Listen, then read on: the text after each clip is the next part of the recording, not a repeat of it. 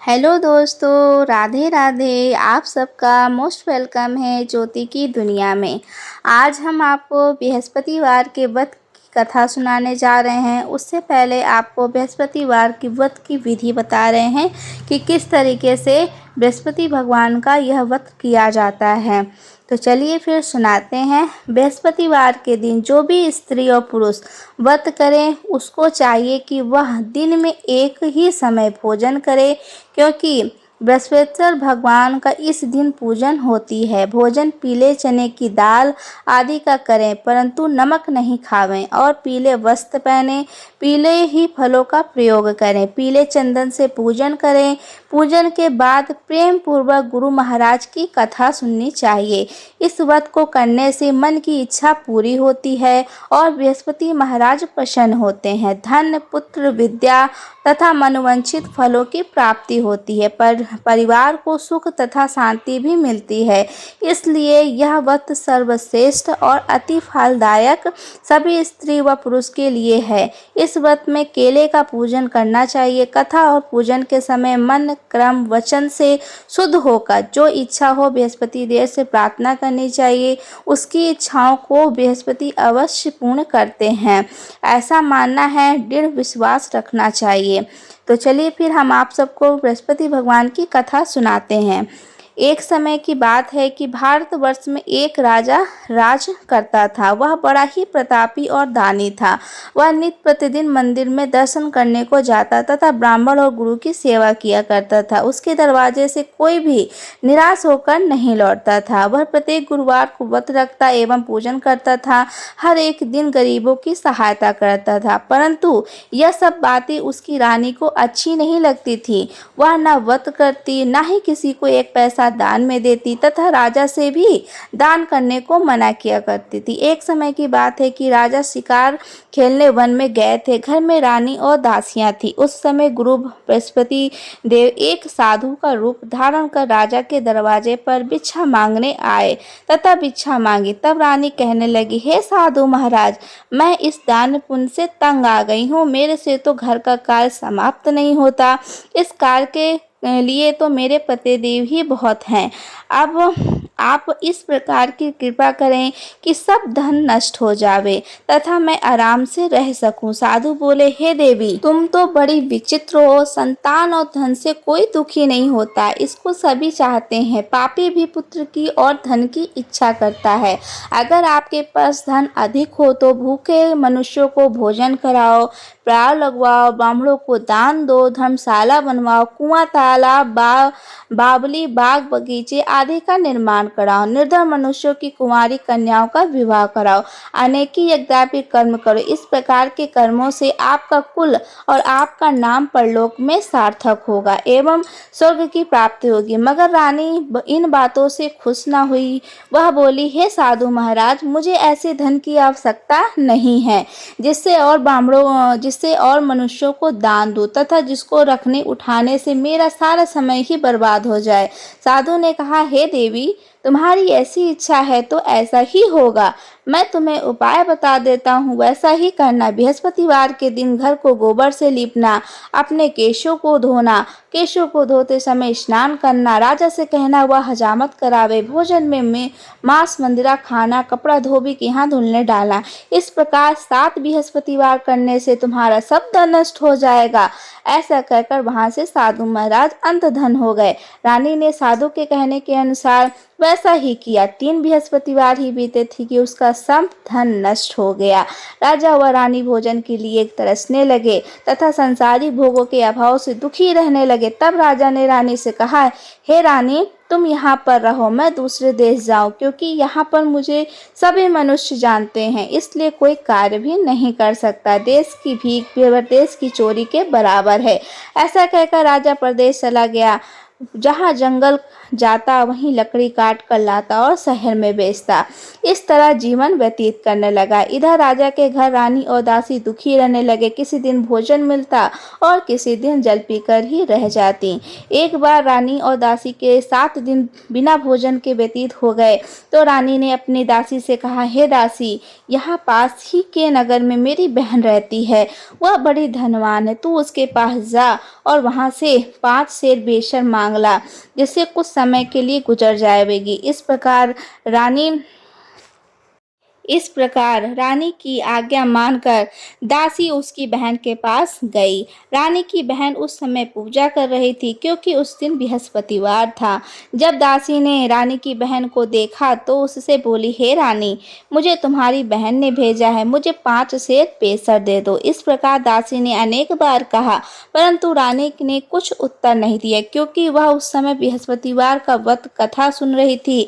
इस प्रकार जब दासी को किसी प्रकार का उत्तर नहीं मिला तो वह बहुत दुखी हुई एवं क्रोध भी आया और लौटकर रानी के पास आकर बोली, हे रानी, तुम्हारी बहन तो बहुत ही धनी स्त्री है। वह छोटे मनुष्य से बात भी नहीं करती। मैंने उनसे कहा, आपका संदेश कहा, उन्होंने कोई उत्तर नहीं दिया। मैं वापस चली आई। रानी बोली, हे दासी, इसमें उनका कोई दोष नहीं है। जब बुरे दिन आते हैं तब कोई सहारा नहीं देता। अच्छे बुरे का पत्ता तो अपित में ही लगता है। जो ईश्वर की इच्छा होगी वही होगा। यह सब हमारे भाग्य का दोष है। इधर उस रानी ने देखा कि मेरी बहन की दासी आई थी, परंतु मैं उससे नहीं बोली, इससे वह बड़ी दुखी होगी। यह सोच कथा को सुन और विष्णु भगवान का पूजन समाप्त कर एवं प्रसाद पाकर वह रानी बहन के घर चल दी और जाकर अपनी बहन से कहने लगी, हे बहन, मैं बृहस्पतिवार का व्रत कर रही थी, तुम्हारी दासी गई, परंतु जब तक कथा होती है तब तक ना उठते हैं ना बोलते हैं, इसलिए मैं ना बोली। कहो दासी, क्यों गई थी? रानी बोली, बहन, मेरे घर अनाज नहीं था।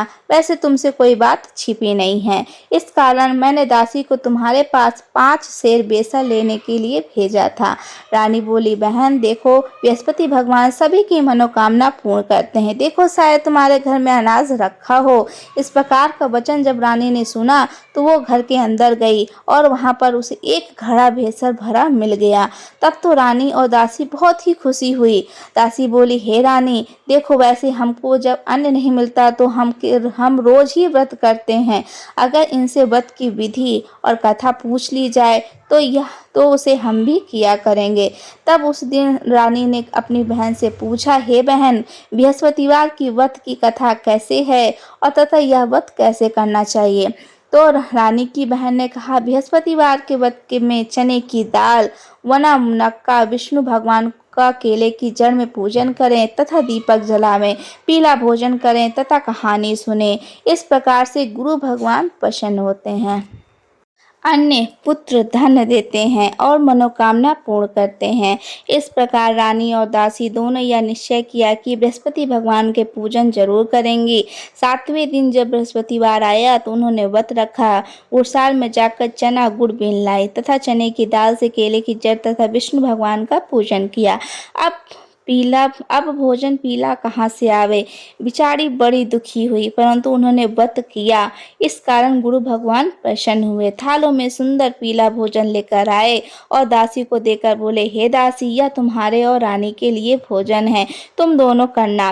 दासी भोजन पाकर बड़ी प्रसन्न हुई और रानी से बोली, चलो रानी जी, भोजन कर लो। रानी को इस विषय में कुछ पता नहीं था, इसलिए वह दासी से बोली, तू ही भोजन कर, क्योंकि तू ही मेरी व्यर्थ में हंसी उड़ाती है। दासी बोली, एक महात्मा भोजन दे गए हैं। रानी कहने लगी, वह भोजन तेरे लिए ही दे गए हैं, तू ही भोजन करे। दासी ने कहा, वह महात्मा हम दोनों को 2 थालों में भोजन दे गए हैं, इसलिए हम और तुम दोनों ही साथ साथ भोजन करेंगे। इस प्रकार रानी और दासी दोनों ने गुरु भगवान को नमस्कार कर भोजन प्रारंभ किया तथा अब वे प्रत्येक बृहस्पतिवार को विष्णु भगवान का व्रत और पूजन करने लगी। बृहस्पति भगवान की कृपा से रानी और दासी के पास फिर से धन हो गया, तो रानी फिर उसी प्रकार आलस करने लगी। तब दासी दासी बोली, देखो रानी, तुम पहले इस प्रकार आलस करती थी तो तुम्हें धन के रखने में कष्ट होता था, इसी कारण हमारा सभी धन नष्ट हो गया था। अब गुरु भगवान की कृपा से जब हमें धन मिला है तो हम फिर उसे आलस होता है, तो बड़ी मुसीबतों के बाद हमने यह धन पाया है, इसलिए हमें दान पुण्य करना चाहिए। भूखे मनुष्यों को भोजन कराओ, प्यार लगवाओ, बामड़ों को दान दो, कुआं, तालाब, बावली आदि का निर्माण कराओ, मंदिर पाठशाला बनवाकर दान दो, कुंवारी कन्याओं का विवाह कराओ, धन और शुभ धर्म कर्मों में खर्च करो, जिससे तुम्हारे कुल का यश बढ़ेगा तथा स्वर्ग को प्राप्त हो और इससे पितर भी प्रसन्न होंगे। तब रानी ने इस प्रकार के कार्य करने प्रारंभ किए तो काफी यश फैलने लगा। एक दिन रानी और दासी विचार करने लगी, न जाने राजा किस प्रकार होंगे, उनकी खबर नहीं मिली। गुरु भगवान से उन्होंने प्रार्थना की और भगवान ने रात्रि में राजा को सपने में कहा, हे राजन, उठ, तेरी रानी तुझको याद करती है, अपने देश को चल। राजा प्रातःकाल उठा और मन में विचार करने लगा, स्त्री जाति खाने और पहनने की संगनी होती है, पर भगवान की आज्ञा मानकर वह अपने नगर के लिए चलने को तैयार हुआ। इससे पूर्व जब राजा प्रदेश चला गया तो प्रदेश में दुखी रहने लगा था। प्रतिदिन जंगल में लकड़ी बीनकर लाता और उन्हें ही शहर में बेचकर अपने दुखी जीवन को बड़ी कठिनता के साथ व्यतीत करता।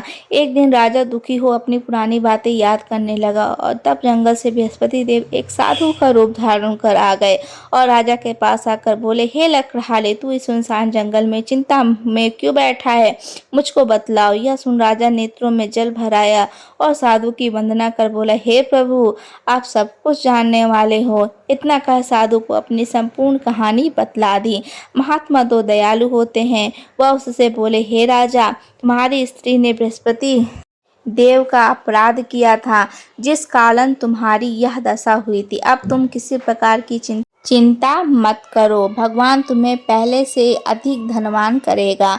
देखो, तुम्हारी स्त्री ने गुरुवार का व्रत करना प्रारंभ कर दिया है और तुम मेरा कहा मानकर बृहस्पतिवार का व्रत करके चने की दाल, गुड़, जल को लोटे में डाल केले का पूजन करो, फिर कथा सुनो और कहो, भगवान तेरी सब कामनाएं पूर्ण करेंगे। साधु को प्रसन्न देखकर राजा बोला, हे प्रभु, मुझे लकड़ी बेचकर इतना पैसा नहीं मिलता जिससे भोजन कराने को उपरांत कुछ बचा सकूं।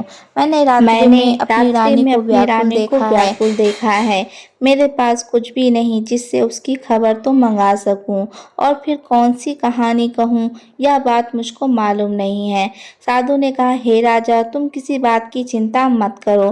बृहस्पतिवार के दिन तुम रोजाना की तरह लकड़ियां लेकर नगर को जाओ। तुमको रोज से दोगुना धन प्राप्त होगा, जिससे तुम भाली भांति भोजन कर लोगे और बृहस्पति देव की पूजा का सामान भी आ जाएगा। बृहस्पतिवार की कहानी निम्न प्रकार की है। तो आज की ये कथा थी, बृहस्पतिवार के दिन की कथा थी, जिसको हम गुरुवार के दिन कहते हैं। तो आप सबको ये कथा कैसी लगी ज़रूर बताइएगा कमेंट में, और कमेंट में राधे राधे ज़रूर लिखिएगा। और जो भी इस कथा को सुनता है और पढ़ता है, उसकी सारी मनोकामना गुरु भगवान पूर्ण करते हैं।